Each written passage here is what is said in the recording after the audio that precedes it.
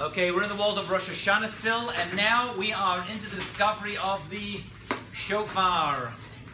Shofar, so good. Let's start with the... Oh, stop, Rabbi. Come on. Just up Shabbos. Page 16 at the bottom. We're going to look and analyze every angle of the intentional pun of the Shofar. What it is, why it is, who's obligated in it, why they're obligated in it, why it's the mitzvah of Rosh Hashanah, what makes a kosher one, the sounds we make on it. We're going to look at all of that, God willing. Let us begin with the word itself. As you should know at this point, that's the way we got to start. Yeah, the word itself is going to signify something about the mitzvah. What does the word shofar actually mean? What does the word shofar mean? Oh. Yes. Ram? It does not mean a ram. What? The horn. So the horn of ram is what it refers to, not necessarily a ram actually. But what does the word itself mean? Because a horn is a keren. A horn is a keren, right? So we know that it can't just mean that. So the word, anyone here actually, we have a good class here, nearly 50 students. Anyone here called Shifra? Not a single Shifra in the whole place? Okay, I'm going home. That's it. You'll know a Shifra now. Anyone know a Shifra? Also known as Shifi. It's the same Shoresh. What does the name Shifra mean? Hmm? Weren't those the maids that didn't kill the Jewish? I can't hear you. Were those the maids who didn't kill the Jewish boys in Egypt? That was the name. Very good. Very good. That was the name of Shifra and Pua, right? One of the maidens in Mitzrayim who didn't kill the little boys. That's correct. But that was the name. What does the name mean? You're absolutely right. That's where their name appears. Yeah. Yes, it does. You're absolutely right. What does that mean? To get better, to beautify, to make beautiful. That's right. To improve. Very nice. That's the shorish of it, Shofar. To improve, to beautify. So there's something about this mitzvah that is going to help improve and to beautify, to make better. The Shofar is to improve something. Okay? So already we know, just look at the word itself, already we have a feeling something about this particular mitzvah, and it's going to be, as we're going to see in a moment, a mitzvah d'oraita, a Torah obligation of a mitzvah, and why women are obligated in it we're going to see as well, because that would be counterintuitive, being a time-bound mitzvah. But we're going to get there in a couple of moments. Let's look inside, and let's have a look at a piece of Gemara first of all. Lama tokin Rosh Hashanah. Why do we sound the shofar on Rosh Hashanah? Why is this the mitzvah of the day? Says the Gemara very unusually, Rachamana mataku, because God said so. Because God said so. What does that mean? Well, God tells us to do all the mitzvot. What is that a code expression for? Cell phones away, please. What is that a code expression for? God says so? It's a chok. Sarah, I'm so happy you're here. Brings all our past class together. What's a chok? A mitzvah without a reason. That's right. Or there is a reason, we just don't know it. Okay, anyone want to mention some other chokim that we know of? The red heifer, the para aduma is a chok. Any other chokim we can think of? This is what we'll to create a list. Cautious. Being kosher, yeah, according to Rashi, it is a chok as well. That's absolutely correct. Shatness, right? The mixture of wool and linen. These are chokim. There's actually 3 types of mitzvot. I'll mention now anyway. One type of mitzvah are mishpatim. Mishpatim. Mishpatim are mitzvahs that make common sense. Right? Justice mitzvah. Don't kill, don't steal. Stuff we could have worked out had we not been given the Torah. The opposite of mishpatim are chokim in the plural. Chokim are mitzvahs that are statutes. Now I thought that meant statues as a kid. I was wondering, why are we doing statutes in Judaism? A statute is a given law. We don't know the reason. That doesn't mean there isn't a reason. And we're going to see the Rambam is going to give a reason. That's really weird, right? We equals a hint. Okay, what's the other type of mitzvah? Anyone know? The third category that all mitzvah fall into? Here is 1. Here's 2. Here's 3 is Edut. Edut are testimonies, right? Anything that has, basically it's cross between this and this. You could have worked it out, but the full details you would never have worked out. For example, Shabbat. Shabbat, yeah? All the Jewish holidays, anything with a ceremonial aspect to it are either their signs, their testimonies, yeah? Like Shabbat, etc. Okay. So Rosh Hashanah actually is a moed, it's Eidut. That's actually where Rosh Hashanah, all the mitzvot fall, say the commentators, into one of these three. Okay? But the shofar itself, within the mitzvah Rosh Hashanah, is a chok. It is a statute. We don't know the exact reason. Yeah? Eidut is testimonies, things that give off testimonial aspects, of like Shabbat, Jewish holidays, and really they fall in between chokim and mishpatim. Like I could have figured out we needed a weekend off, but I wouldn't have figured out that it has to be, can't do malacha on it. That we could have figured out. Okay, so it's a bit of both. It's straddling between both worlds, and it testifies to something. Like Pesach is Eidut because it testifies to what happened many years ago. Rosh Hashanah because it testifies to the creation of mankind. Okay, but within that, shofar is a chok. Let's have a look at the Torah Pesukim that discuss shofar. Please look inside your notebooks. Says the Torah in Bamidbar, Chavtet 29, verse 1. Uvachodesh Hashvi, on the 7th month. What's the 7th month? What's the 7th month? Count on your hands. I was actually learning this with my son last night. We went through the 12 months. What's the 7th month?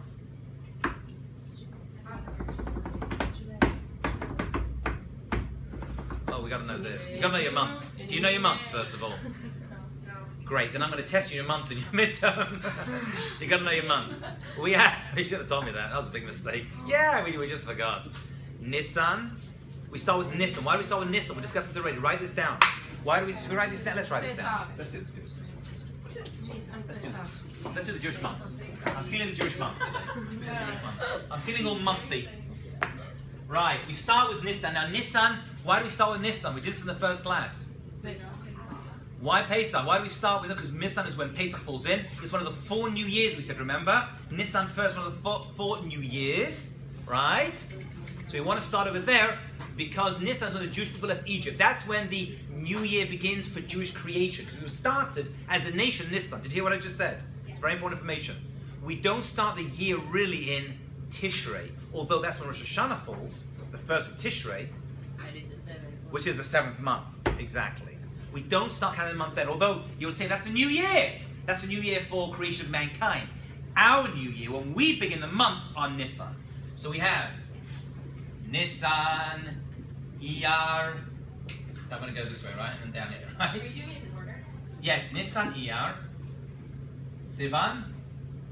Wait, so ER is 2? Nisan, Iyar, number 1. And number 2. And number 3. And number 4. This is good, by the way. I'm happy to do this. Really, makes me feel good. Nisan, Iyar, Sivan, Tammuz. What's next? Av. Av, very, very good. Av, that's the father month. Then we have Elul.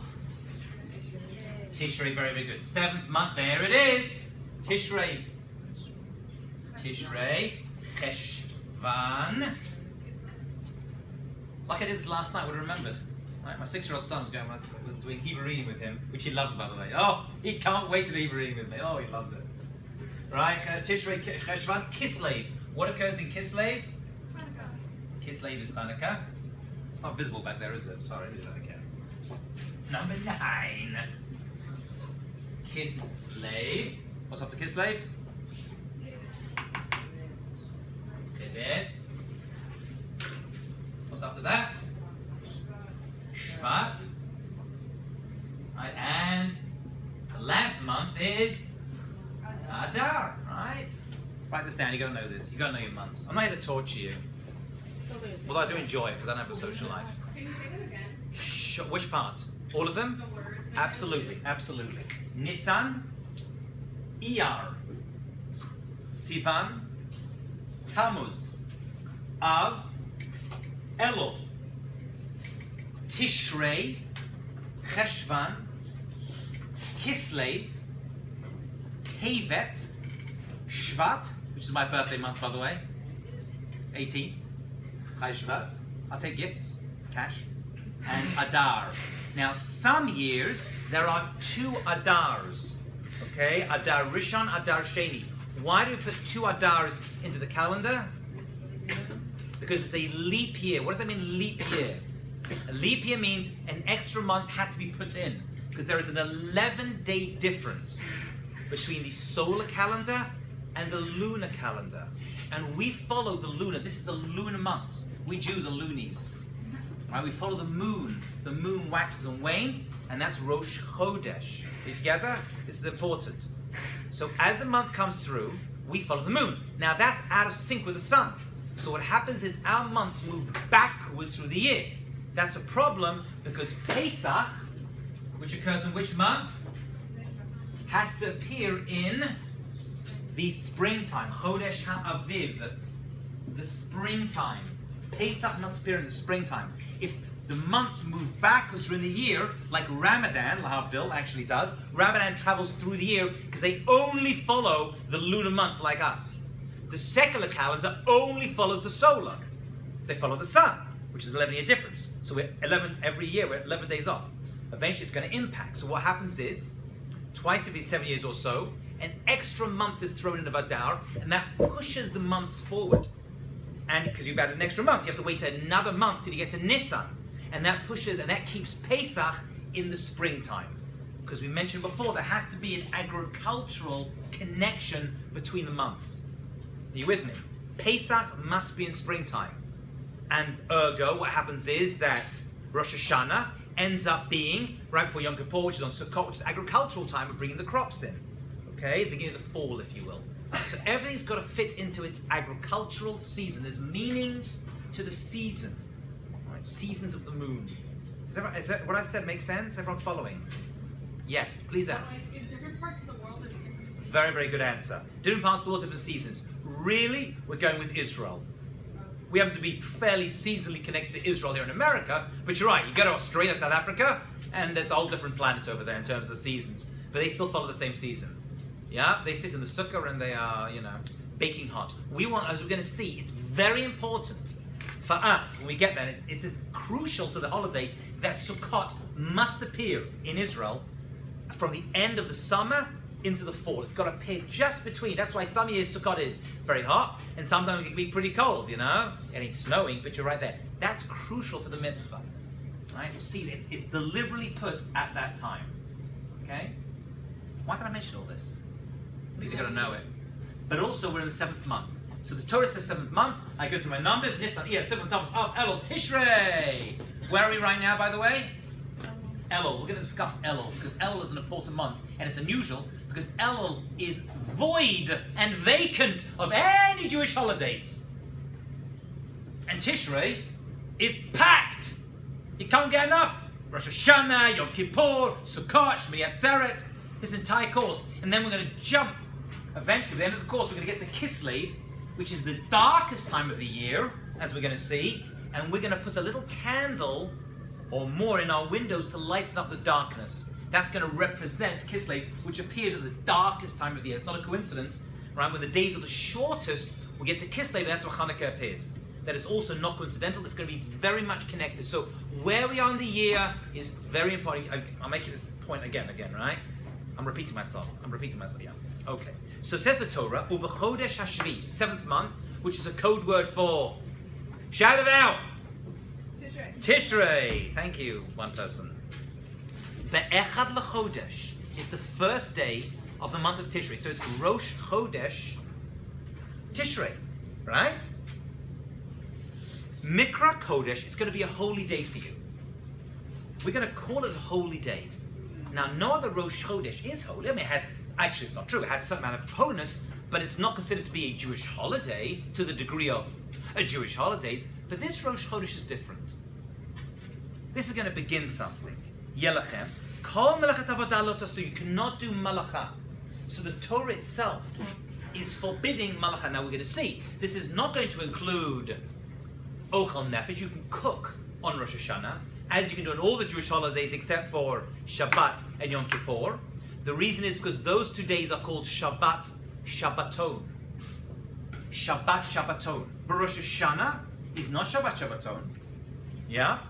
It is a Shabbat. We rest on it, but not Shabbat Shabbaton, and therefore you can do Ochel Nefesh, which means cooking and preparing food on that day.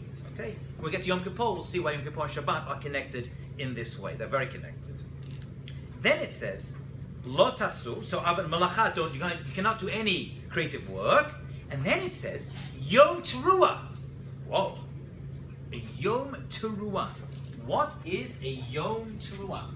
The day itself is being called a day of, what's Teruah? Of sounding, right. Of making a sound. Of sounding. This, says the Gemara, as we're going to see, is a reference to the mitzvah of shofar. There is a Torah obligation to sound and to hear the shofar on that day. Just stop for 1 second. If that is true, are women obligated in the mitzvah of shofar? Yes. Are women obligated in the mitzvah of shofar? All those who think yes, put your hands up. All those who think no, put your hands up. You're all correct. Yes and no. First of all, why would you think that women are not obligated in the mitzvah of shofar? It's a time-bound act. Which we call in Hebrew mitzvah shezman grama. Mitzvah, write this down. I'll give you gold over here. Gold! You're not getting this in art history, I tell you.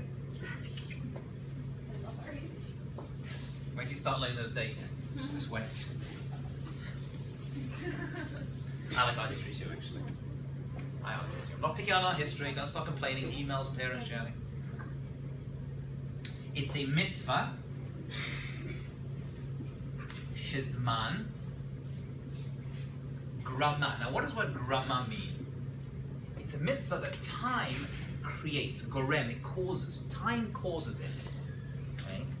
That is, in English, the way we translate it is, thank you, it's a time-bound mitzvah. The shofar which we speak about, is it a time-bound mitzvah? Yeah. Well, what does actually time-bound mean? That means it can only be performed at certain times. For example, shofar can only be sounded on Rosh Hashanah. That's when the mitzvah comes. So it's bound by a time of the year.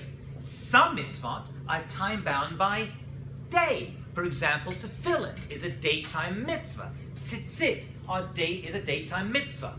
Therefore, women are not obligated in the mitzvah of tzitzit or tefillin. Okay?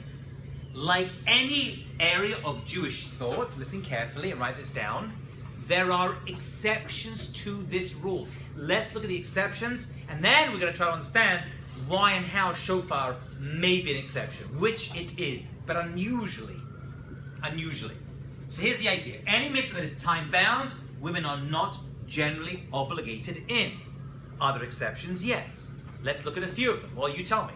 Anyone think of a time-bound mitzvah that women are obligated in?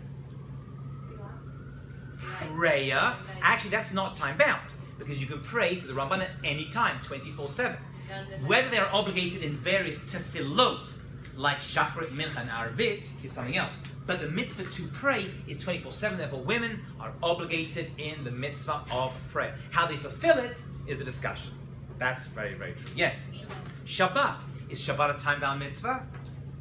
Yeah, it appears once a week. It's not 24/7, all right? But women are obligated in it? Absolutely. Why is a discussion in and of itself, but the short answer is because of, it says on Shabbat, Shamor v'Zachorim. Everyone has to guard it, that means not break it, not do any of the malachot, and they have to Zachor, remember it. Those two words are put together, so this is the unusual route you have to get to. It's a whole talk in of itself, but I'll just mention it. Since women cannot break the Shabbat, they end up being obligated in it as much as anybody else.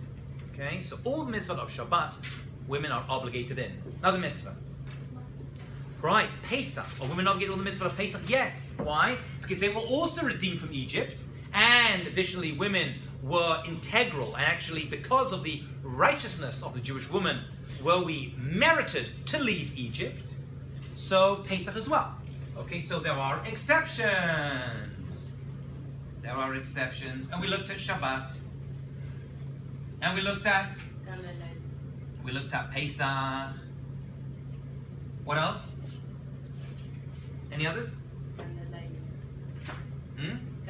Shabbat, that's Shabbat. All the mitzvahs of Shabbat are women obligated in. The 3 Su'udat, right? The mitzvah, candlelighting, Havdalah, same obligation as men. No difference. How about Purim? Are women obligated to all the mitzvah of Purim? No. Yes. Yes, they are. Absolutely. Why? It's a time-bound mitzvah.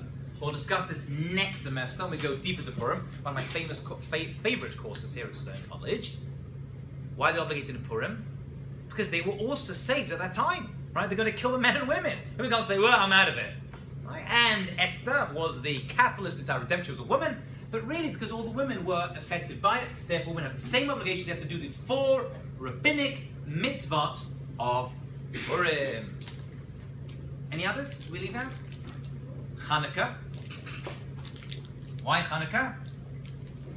Because women were also saved at that time, right? Yehudit was a woman, she was involved in that mitzvah too. Okay, so there are exceptions to the rule. Then why do women have to listen to the shofar? Or maybe they don't. And this is a very unusual one. And the answer is, actually, according to the Torah, they don't. It's a time-bound mitzvah. But what happened is, and this is going to say something very, very big about this mitzvah as we get deeper into it, and that is, they wanted to listen to it. They all went. It's become the national connection of the Jewish people to Rosh Hashanah. Women go, they create their own obligation. So Shofar is an exception for it. Yeah, it is. But it's like not for a reason that we can actually pick up on. Like by Shabbat, there's reasons with the wording and understanding. By Hanukkah I hear, by Purim I hear, by Shabbat, there's reasons, there's technical, if you will, reasons. Here, women have turned up for centuries, or for millennia as far as I know, and therefore, women have the same obligation. They've got to hear the shofar, whether they go somewhere to a synagogue to hear it, which we're going to see is the best way to do it, or whether a shofar goes to them, right? If women have young children, can't make it to the synagogue, whatever. I was here, my wife's friend was in hospital at NYU a number of years ago. I was spending Rosh Hashanah in the city. I went with my shofar, and I traveled with it, and I went 15 flights up, and we sounded the shofar for her. Right? She actually had a head operation, actually. I think an ambulance was such a good idea, right? But that was it. Women have taken upon themselves this mitzvah, right? They had such a desire for this mitzvah. We'll see why. We'll see why. It can't be coincidence. This particular mitzvah is the one, oh, now this one we're in. You know what I'm saying? We're in for this one. We're in for the long haul. And women come and they hear the shofar, or a shofar person goes to the home if they're not able to get out of the home, whatever it is, and they have taken upon themselves. With that in mind, and it's a chok, which has the mystery of it. The Rambam, as soon as people take questions, I want to get through this. The Rambam and the Chinuch are, however, going to give reasons. Now, as we mentioned before, the Rambam is famous, as is the Sefer Chinuch we mentioned before, I believe, in this class. Did we mention the Chinuch here? Okay, maybe not. Then when we get to, we'll do a little history about him. He's a very interesting character. They look for reasons for mitzvot. The Rambam and the Sefer Chinuch are known to look for reasons. Now, what do we call, how do we say in Hebrew? Reasons. It's got an expression. It's called Tamei HaMitzvot, which literally means the taste. The tam is the taste. Right? Tuftam, I think it's a salad company, right? Taste of mitzvot. And that when you see that word Tamei Mitzvot, it means the reasons. Not everyone is into doing this. Some people consider it to be sacrilegious. But the Jewish people have decided, the Rambam and the Chinuch are famous, if you want to get a taste of the mitzvah, you've got to have a reason. And the Rambam does it. Although he does admit that it is a chok. Let's look at this famous Rambam on the top of page 17.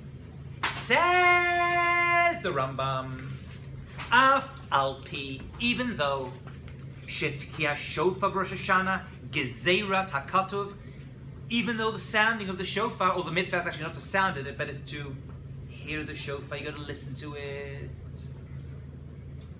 Although that mitzvah is a gezeira, what's a gezeira? It's another code word for a chok. It's a decree. That's the literal translation. A gezeira. A gezeira is a decree. That means, a decree means this is the way we do it. You may not fully understand it, but this is what we do. So shofar is a chok and a gezeira. And it's a gezeira hakatuv, which means from the writings, meaning from the Torah. Even though it's a scriptural decree, Hashem says, do it because I said so. Remez yesh bo, there is a hint. There is a hint. Klomar, what is this hint of which the Rambam speaks? Uru yeshenim. Wake up, sleepy people. That's what the Rambam says. Look inside. Mishnatchem, from your sleep. Wake up! Miner damim, and from your slumber. Hekitzu mitadrechem v'chafsu, and start to search out ma'asechem, your deeds. Chazru b'teshuva, return and repent. V'zachru barechem, and remember your Creator. Elu hashochem et ha'emet, those people who have forgotten the truth. That's the famous Rambam on Shofar. He says, you're right, it's a chok, it's a gezeret hakatuv, we don't know the reason for it, but there is a hint which I'm going to give you, which exists inside it. And what? We're going to see a few of them, by the way. And this one really is, I mean, how would you describe this Rambam? Well, what's the Rambam saying? What's the Shofar? An alarm. It's a wake-up call. Literally a wake-up call? Well, if you're in synagogue listening to it, we're going to assume, not always correctly, that you're awake and not asleep. It could be you are asleep, and it literally is an alarm clock to wake you up. But he says it's for people like all of us who walk around the entire year, especially over the summertime, and we fall asleep, if you will. We're not awake to our obligations and to what's expected of us as a people. And we've forgotten what it means to be Jewish. It comes with the Rambam and says, the shofar is your primordial alarm clock. Why those sounds, why that shape, why a ram's horn? We're going to get to that. I promise, Lynetta. But what it's doing is, it's waking us up. That's what he says. That's the Rambam. On a basic level, yeah. Can you re-explain the concept of tam mitzvah? Sure. Tam mitzvah means reasons for mitzvot. Why is it called a tam, which means a taste? Why is it called tam? Because when you learn the reason for it, it adds a taste, right? Like an orange can give you a lot of vitamin C, but it also tastes good. It makes you want to eat it. That's the way people eat it, because they what happens to give you vitamins as well. Mitzvot are the same. Mitzvot are spiritual vitamins. You could just swallow them and they'll do the job, but you want to enjoy them. According to the commentators, by knowing the reason for a mitzvah, you get more taste, more enjoyment out of it. Hence the expression, Tamei ha-mitzvot. Okay? Now, not everyone is into giving reasons for the mitzvah. Some say you shouldn't do it, because when you start giving reasons, then you may start to find reasons why you shouldn't do the mitzvah. But they still do it. And the Rambam's famous for it, and the Chinuch, that's what he does. Every mitzvah he gets to, the Sefer Chinuch, this book written about, just around the same time, so he's also a Rishon. He lived in Spain, a Sephardi. We don't know who he was, actually. But he wrote his book because his kids were messing around on Shabbat and weren't enjoying being Jewish, he felt. So for his bar mitzvah gift, he wrote his son a book. Nice thing, you know? Didn't order him a, big party. He wrote him a book.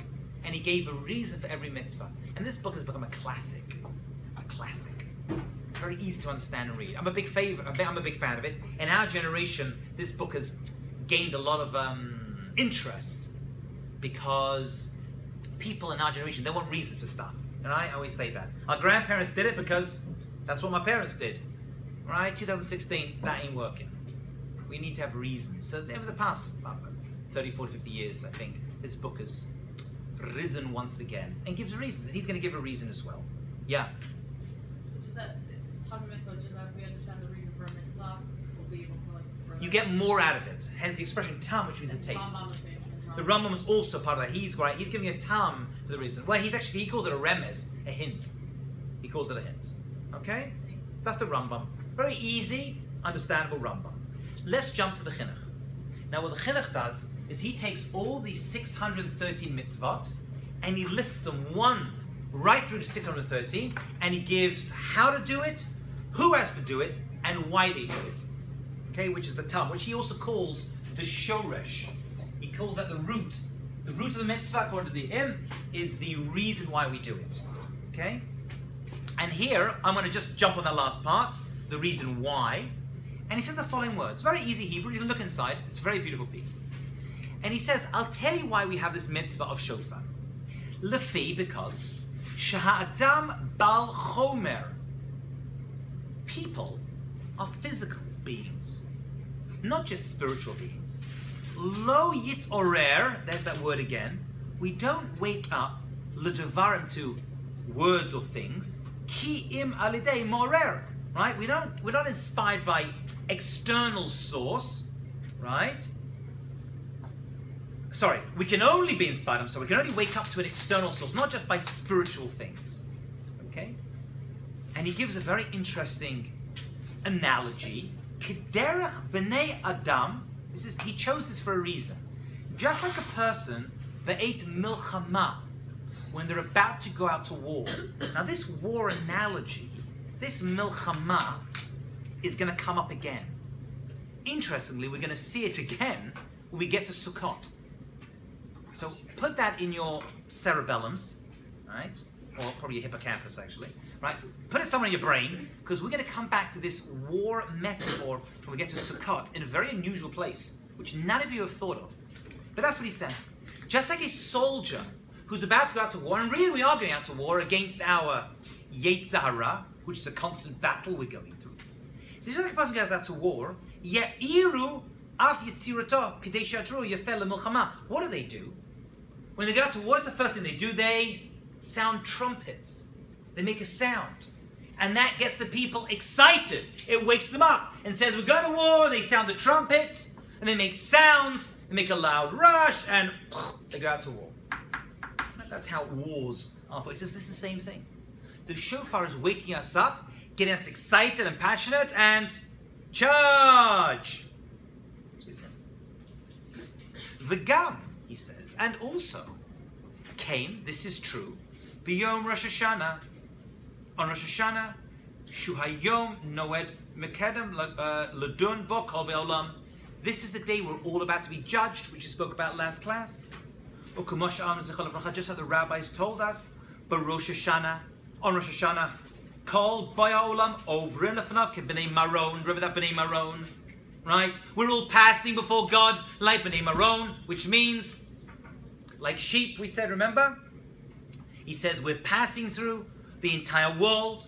Al kain, therefore, tzarich kol echad, everybody has to la'ir tivo, to wake up their nature, wake themselves up. Levakesh, now this is what we're waking up for, to ask rachamim, for mercy, al chatav, on your sins, ma'adon rachamim, from God, the merciful one. V'hakol hashofar.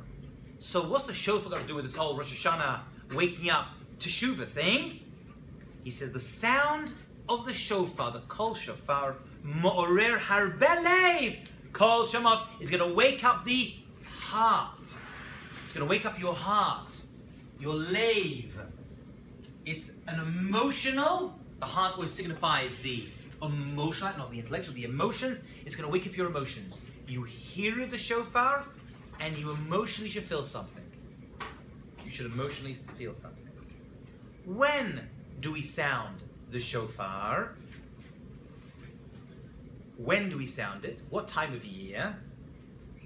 Rosh Hashanah, we know. But actually, the 39 days before, I take that back. The 29 days before, we sound the shofar. So right through the month of Elul, as we shall see, it has become the custom to sound the shofar. We stop one day before. Erev Rosh Hashanah, we don't sound the shofar. Why not? So that we can make a separation between the rabbinic, the customary, which is Elul, and the Torah obligation, which is Rosh Hashanah. We want to make a hefsek, a separation between the two. So all of Elul, we sound the shofar every morning, as is the custom, after Shacharit. Is that the same as hearing it on Rosh Hashanah? No. You cannot compare them. And actually, we don't want to. They do have something in common. They're there to wake us up. So we're now going to see, and we're already throwing in, and we're going to do a whole class on Elul. Elul is there to prepare us. It's Hashanah, to prepare us for Tishrei. It's weird. You got a whole month of the year, which doesn't have a single holiday in it, and yet it's really important, because it's all about preparation. Elul is prep month for Tishrei. Yeah.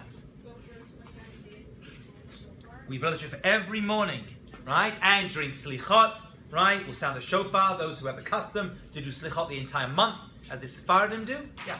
Then you said we stop for 10 days, and then on the third 1 day. Erev Rosh Hashanah, no shofar. Why? Got to separate it out. You can't compare. Rosh Hashanah, Torah. The other one, if you would put one Erev Rosh Hashanah, it will blend into one big mitzvah. We don't want to do that. We want to separate it out. Yes.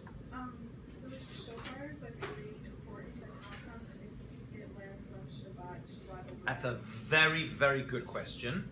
I do a whole class on that in my Shabbat course, which is next semester. In short, that doesn't say anything about the shofar. It tells us why Shabbat is more important than any other holiday. So that's more of a discussion about Shabbat than it is about Rosh Hashanah. Why we don't sound the shofar when Rosh Hashanah and Shabbat coincide. And the reason is we are worried that a person will carry in a public domain, which is carry in a public domain, in Rosh Hashanah, to practice or to bring to synagogue. Right? That's more of wow. Shabbat is like so big, we're nervous enough, right, of the possibility of a person that wants to practice who may break one of the laws of Shabbat. We're willing to push off a Torah mitzvah of Rosh Hashanah.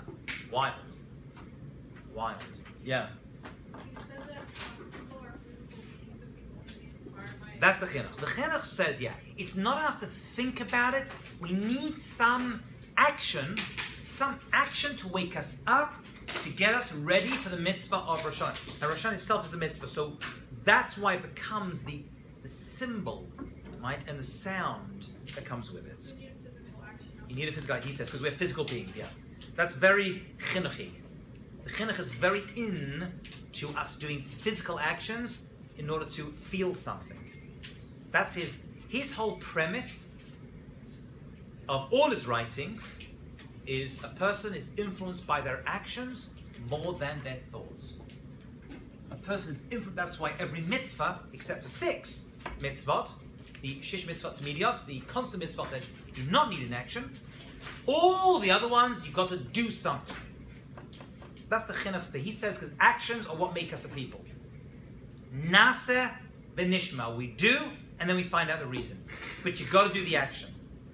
You've got to do the action. Okay? So that's the chinuch is very into that kind of stuff. Yes. So, does it explicitly say in the Torah that like you don't blow the shofar on Shabbat, or is that? That is a rabbinic thing. No. No, It does not. It does not. Okay. We do actually, even if it falls on Shabbat, you get it the second day of Rosh Hashanah, everyone. So we all hear the shofar on Rosh Hashanah anyway. Okay? But no, that's a rabbinic thing. It's wild. A rabbinic law pushes off a Torah law. Very unusual, I think. Okay, let's look at the next source, number 3. Can you just repeat again what you were saying about like Elul? So Elul is a month of preparation, which we're going to do a whole class just on Elul, I promise. Elul is a month of preparation. So we sound the shofar to prepare us for Rosh Hashanah. We're connecting Elul and Tishrei. Elul and Tishrei are a couple. They get together. Elul, no mitzvah, Tishrei, jam-packed. You've got to prepare for Tishrei and Elul, not just the cooking, right? But also the spiritual preparation. So Elul is a time of spiritual perfection and working oneself in preparation.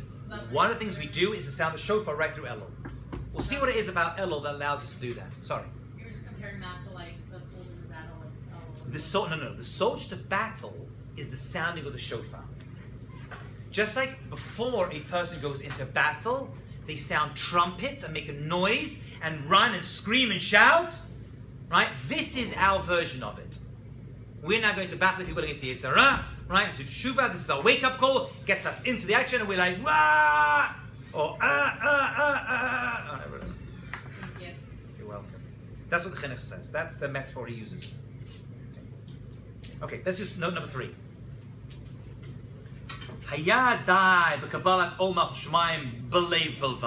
You would have thought that accepting God into our hearts, which we mentioned already, is the real theme of Rosh Hashanah. Remember the theme? There were 3 themes of Rosh Hashanah: Malchut, Zichronot, and Shofrat. And we said being Mamlech Hashem, bring God above us. You would have thought that's enough with our hearts. I'll think about it, I'll contemplate it, I'll talk about it if you want, because we like to talk.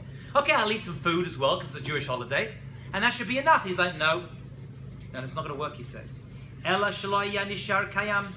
Anything which you just think about and don't act upon hasn't got a kiyum. It doesn't last. It's not going to last. That feeling is just going to come and go. You think and it's gone, you know? Thoughts come into your head, in one ear, and out the other. He says it's not enough. You've got to do something. It's got to involve an object, an item, because we are physical beings. And only the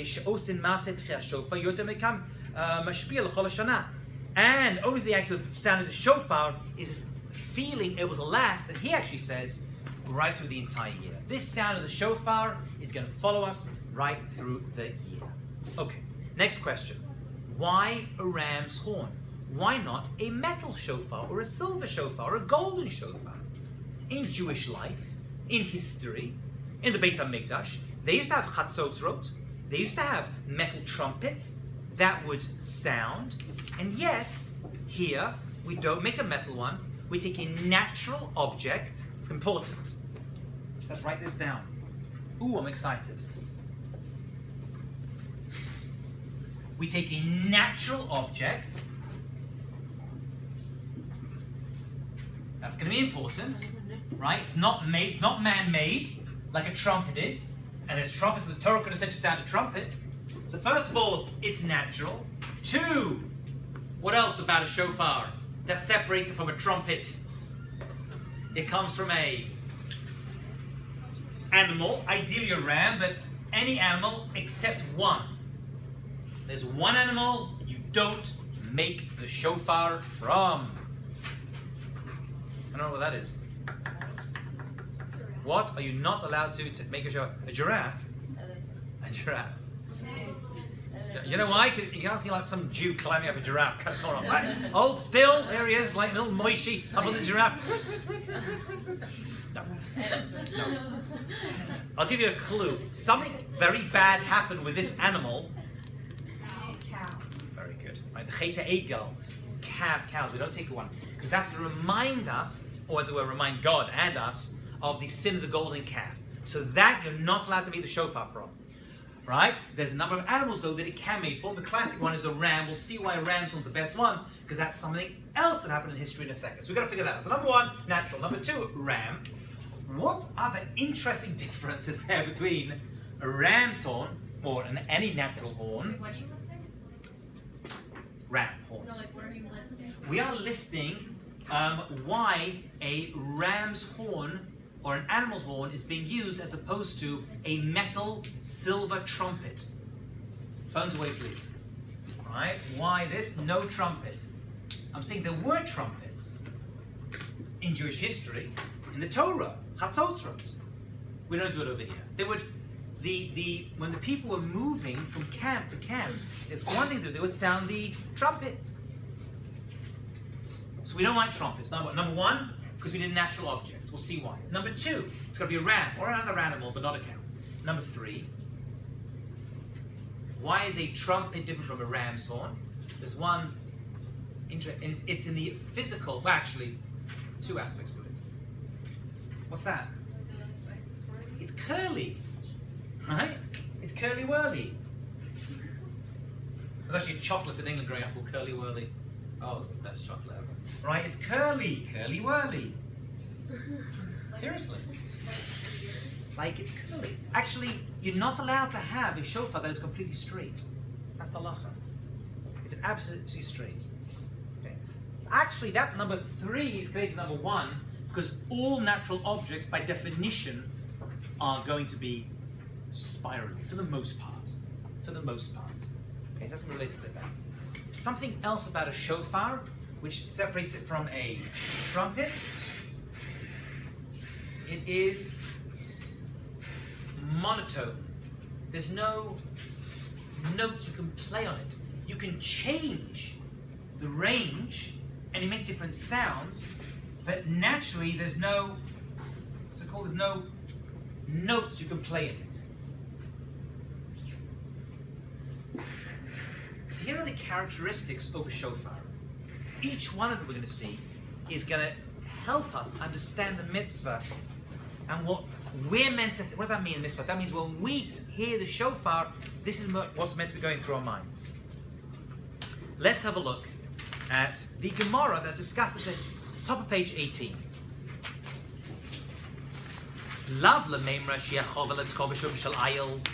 We're not saying you have to use an aisle, a ram.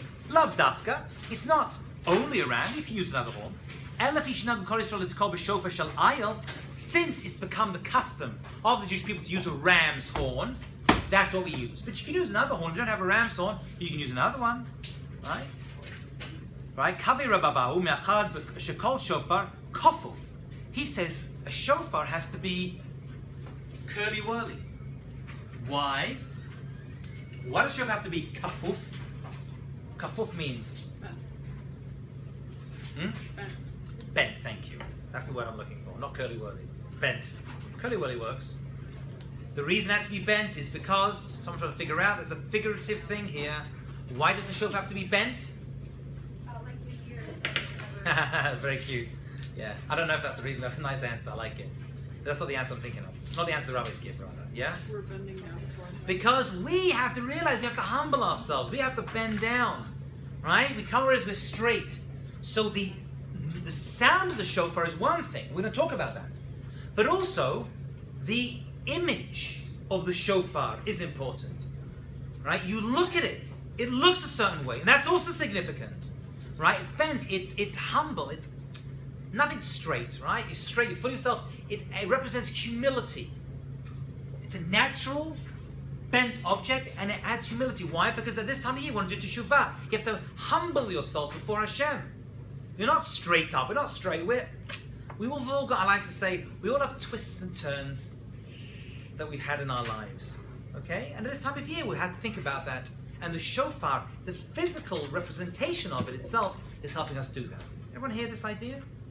That's what he says. Shekol shofar kofuf sagi. V'afilu lemitzvah min muvchar. So why do we use the ram's horn? Because all other horns pretty much are curly-whirly.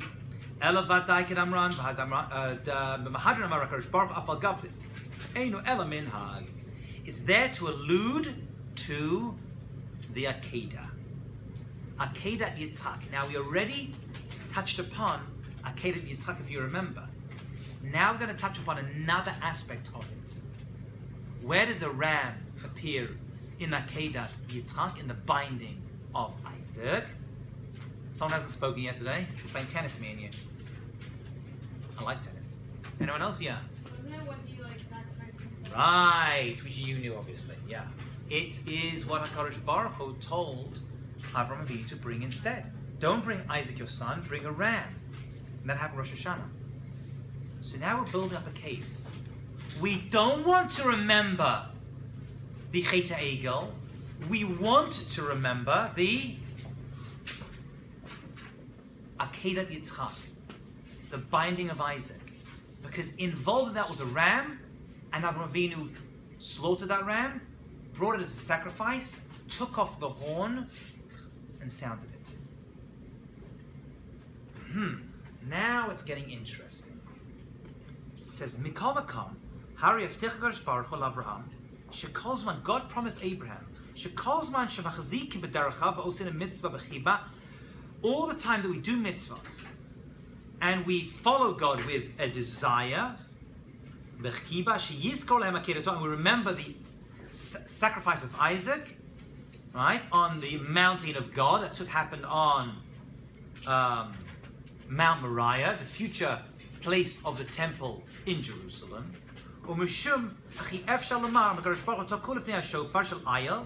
Use an aisle. Why are they doing this mitzvah on Rosh Hashanah? I want to connect it to an event.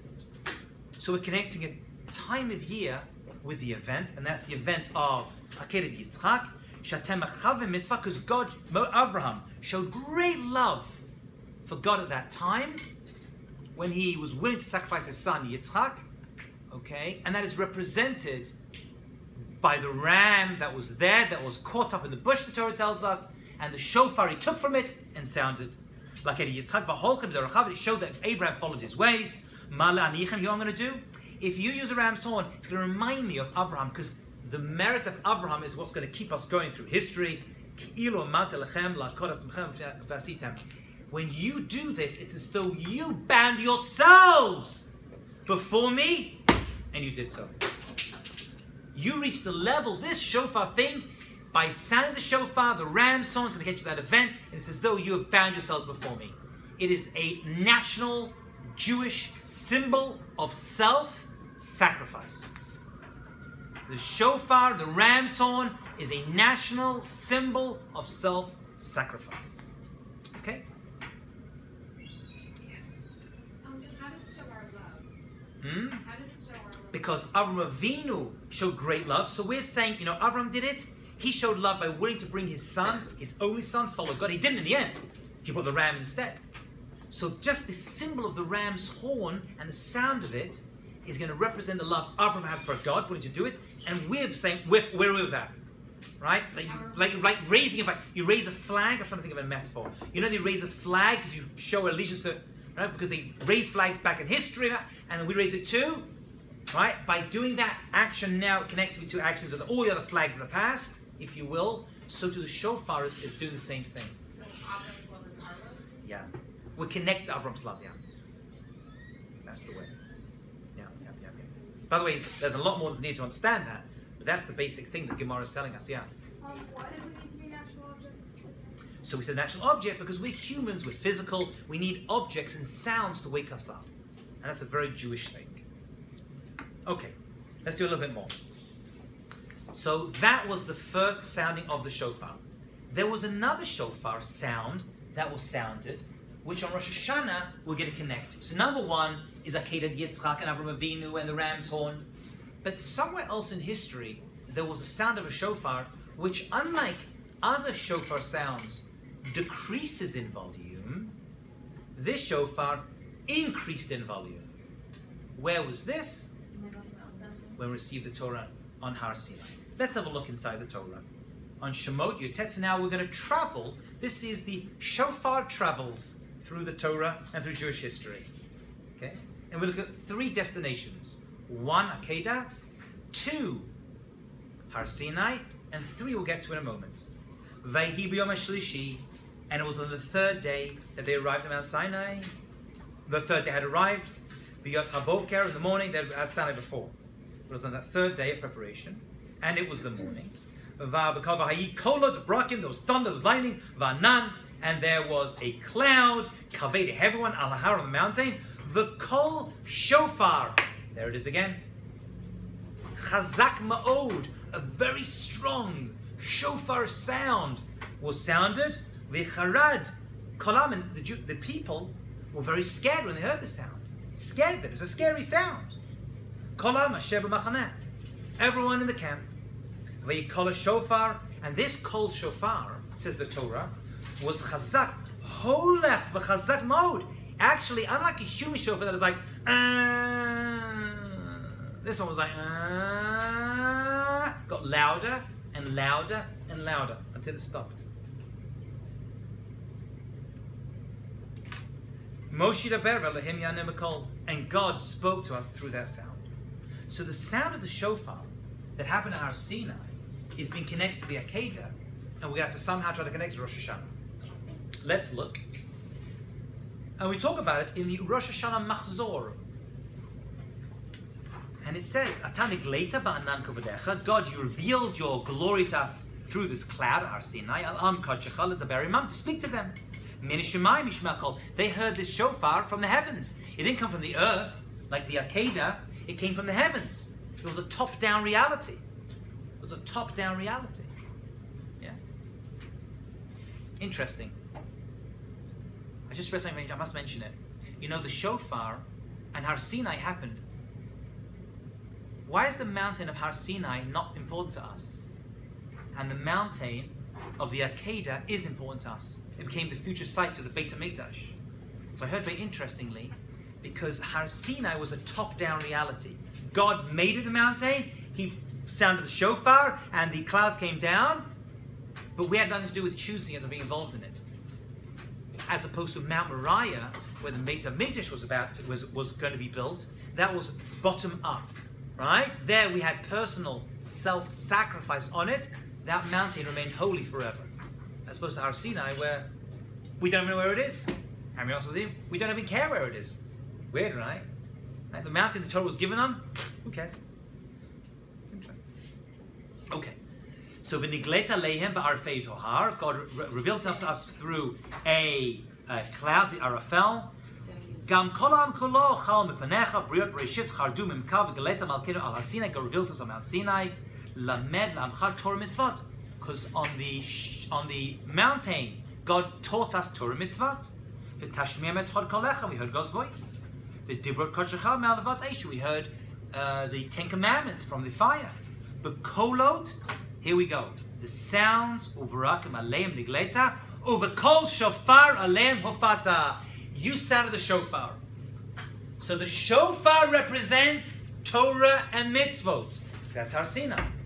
It represents self-sacrifice. That's the Akedah. It represents Torah mitzvot. That's Har Sinai. What's left? One more shofar that we, as of yet, have not heard. Right, Mashiach is going to be shofar time once again. And that's the third and final sounding. Let us have a look in the prophet Isaiah, chapter 27, verse 17. Says the prophet Isaiah, V'yeh b'yomahu, and on that day, yitka b'shofar gadol. There's once again to be a loud shofar blast. Ubao ha'avadim be'eretz, and that is going to be a sound of redemption that is going to call in all the people from all the world, the Jewish people, to the land of Israel. So the shofar represents redemption. That's number 3. You have your full plan. 1, 2, 3. Akedah, self-sacrifice and love of God. 2, Torah mitzvah Sinai. 3, redemption and freedom of the Jewish people. They would also sound the shofar, right, in the Jubilee year, because people went free. So shofar also represents freedom time. Not for now. But over here, it's going to represent Mashiach. When we sound the shofar, we go back and we go forward. It represents all 3. And that's what the prophet's telling us. And God's going to collect all the Jews from Ashur, Nedachim Beres Mitzrayim, and from Egypt, and we are going to bow down to God at the holy site in Jerusalem. So the shofar is going to be sounded then. Says Tada Bei Eliyahu, Rabbi Yeshua ben Kach Omer, Lo nivra shofar el latova l'Yisrael. This shofar mitzvah is for us and it's good. Hearing the shofar is good for us as individuals. It's also good for us as a people. Okay? Shofar nitla Torah l'Yisrael, because the shofar was the sound of the Torah of the Jewish people. What did the Torah of the Jewish people sound like? It sounded like the shofar. What did it look like? That's one thing. What did it mean? That's another thing. What did it sound like? It sounded like the shofar. It sounded like the shofar. Uva shofar, nifle chomat Yericho, and the shofar. Oh, there's another one. I forgot. Where else did the shofar? Was the shofar sounded? In the book of Joshua, we see the shofar. When they conquered Jericho. Very good. What happened? The Kohanim walked around the city of Jericho and the walls came down. So shofar, write this down, also represents the breaking down of walls. No coincidence.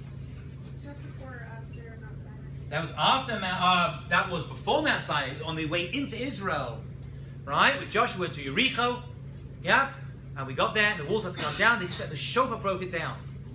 The shofar broke it down. I'll tell you something amazing over here. What else did they do? They walked around the sound of the shofar. Where do we see someone walking around someone else? At a wedding. Right, why? It's also breaking down walls and building new walls around the Chatan. And that's why some people have a custom to sound the shofar at a chuppah. Yeah. Yeah, I did a wedding once, and I think it was a Bukharian or obviously some Sephardi, nation. And this guy comes down. They didn't even warn me. And he's got one of those like massive Sephardi shofars, all right? It's like 3 foot long, those ones. And he comes down and he sounds the shofar. He's walking down the chuppah, and I was like, beautiful, beautiful. Yeah. Okay. So that's what he says. So the shofar is also in Yericho. Write that down. I missed that one out. That's also another important shofar because the shofar has a mission, has a job. break down walls. And he says in the future, when Mashiach ben David reveals himself, there will be another one as it brings together. The shofar brings together. It unites us. We all hear it together. I should say something amazing, but write this down. It's going to change your life. The word Shema, which means to hear, actually means something else. Shema means to gather together. Because when you hear something, you have to gather the words you're hearing together in order to understand it. Unlike seeing, which is a one vision reality, what is hearing? You gather together. So Shema means gather together. And you hear this mitzvah, right? So too, at the end of days, the sound that we're going to Shema Kol is going to gather together the Jewish people from all the world. Shema Yisrael actually means gather together, listen together. That's what the Shema actually means. Write that down. I'm putting a midterm. I feel good. Okay? Jump down to the bottom. So the sound of the shofar represents freedom, gathering together, breaking down walls, love of God, faith in God, Torah mitzvah. It's all wrapped into this one sound, right? Which our parents listened to, and our grandparents and grandparents, all the way back to Har Sinai. Yeah? It gathers together. Jump to page 21. Here is our checklist. This is a very famous checklist of Rav Sadia Gaon. So this predates the Rishonim, and he gives very famously 10 explanations why God wants us to sound the shofar, specifically Rosh Hashanah. Look at this list, and we're going to learn it together. Let's go through it. We'll do it in the English just to get through it quickly. Right? He says, I'll tell you why. Rav Sadia Gaon, we have the shofar Rosh Hashanah. Number one, it represents the new year and creation of the world. Okay? And just like you sound trumpets and cornets, right, to publicize a new king, so too, we have a new king of Rosh Hashanah. Two, it begins the Aseret Yemei Teshuvah. Rosh Hashanah starts the 10-day of repentance. Right? So, it's a wake-up, this is the Rambam, it's a wake-up call to get us ready for Teshuvah. Three, it reminds us of receiving the Torah. So it reaffirms our connection to Torah and mitzvot. Naseh v'nishma. 4, it reminds us of the words of the prophets, which are compared to the blowing of the shofar, right? The words of the prophets wake us up, right? When they come and give us rebuke, so too the shofar wakes us up when it gives us its rebuke. Number 5, reminds us of the destruction of the Beis HaMikdash, a broken sound. Number 6, reminds us of the Akedat Yitzchak, which we saw already. Number 7, when we hear the shofar, we will have Yiras Hashem, right? For HaKadosh Baruch Hu, that's the sound itself, gives us awe of God. Number 8, reminds us of the final judgment, right? Because that's when the shofar will be sounded in the future. Number 9, it reminds us of the ingathering of the exiles. That was Isaiah that we looked at, because that's when the final shofar will be sounded. And number 10, it reminds us of Tchiat HaMeitim, the resurrection of the dead, which will also be accompanied, I believe, or reminds us of the shofar as well. Those are the 10 reasons why we sound the shofar on Rosh Hashanah. Question? Can you repeat the 7th? Number 7, right? Well, when you hear it, it frightens you a little bit, just like the Jewish people were frightened at Harada when they heard the shofar on Har Sinai. So too, it frightens us up a little bit. It gives us a little bit of awe, of Yirat Hashem. That's what the prophet says. Who can listen to a shofar, right, like the roar of a lion, and not be scared because of it? It kind of like infuses us with Yirat Hashem. The Tanat Belial, he was pointing out the connection between the ingathering of the exiles, but he added, just like the destruction of the walls in Jericho did it, so too there's a matter of breaking down walls. So he just points at a time in history where the shofar sounded. Amazing. We did a lot today. Well done. We will, God willing, pick up on Wednesday, and we'll start with the customs and rituals of Rosh Hashanah. Have a great and successful day.